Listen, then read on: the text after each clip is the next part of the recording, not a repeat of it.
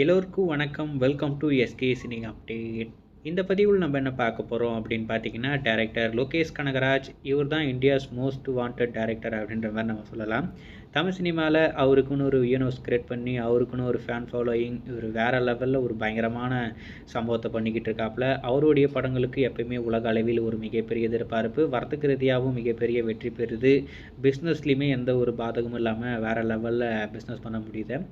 அவர் இப்போதைக்கு ஒரு album song பண்ணியிருக்காரு. இனிமேல் அப்படின்ற ஒரு பாடல் வெளியாக போகுது. அந்த சாங் நம்ம சுதிஹாசன் அவங்க தான் கம்போஸ் பண்ணியிருக்காங்க. அதுக்கடுத்து நம்ம கமலஹாசன் அவர் தான் அந்த சாங்கை எழுதியிருக்காப்புல. ரீசெண்டாக அந்த சாங்கோடைய டீசர் அவங்க ரிலீஸ் பண்ணாங்க. நீங்கள் பார்த்துருப்பீங்க நம்புகிறேன். லோகேஷ் கனகராஜ் ஃபேன்ஸ் எல்லாருக்கும் மிகப்பெரிய ஷாக்கிங். என்னடா இது நம்ம லோகேஷா அப்படின்ற மாதிரி நம்ம எல்லோரும் பேசிக்கிட்டு இருந்தோம். என்னடா கெத்தாக நம்ம தலைவனை பற்றி பேசிக்கிட்டு இருந்தால் இப்படி ஒரு சம்பவத்தை பண்ணி ஏதோ நெட்ஃப்ளிக்ஸில் வரக்கூடிய வெப்சீரிஸ் மாதிரி இருக்கே அப்படின்ற மாதிரிலாம் நம்ம பேசிக்கிட்டு இருந்தோம். வேறு மாதிரி ஒரு சம்பவம் இந்த ஆல்பம் சாங்கில் நம்மளுக்கு காத்துக்கிட்டு இருக்கேன். ஒரு ஆல்பம் சாங்க்கு இந்த அளவுக்கு பயங்கரமாக அவங்க ப்ரொமோட் பண்ணிக்கிட்டு இருக்காங்க. ப்ரெஸ் மீடியாவில் பயங்கரமாக இன்டர்வியூலாம் கொடுத்துக்கிட்டு இருக்காங்க. அதை பற்றி நம்ம லோகேஷ் கனகராஜ் கிட்ட கேட்குறாங்க. உங்களுடைய படங்களில் ரொமான்ஸ் இருக்காது, full and full action sequence மட்டும்தான் இருக்கும், பெரும்பாலும் சாங்ஸும் இருக்காது. அப்படி இருக்கும்போது நீங்கள் எப்படி இதை ஒத்துக்கிட்டீங்க அப்படின்ற மாதிரி கேட்டதுக்கு அவர் என்ன சொல்கிறாருன்னா, நான் பண்ணுறது ஆக்ஷன் மூவி, அதில் அந்த மாதிரி சீக்வன்ஸ்லாம் வைக்கிறதுக்கு சுத்தமாக வாய்ப்புகளே இருக்காது.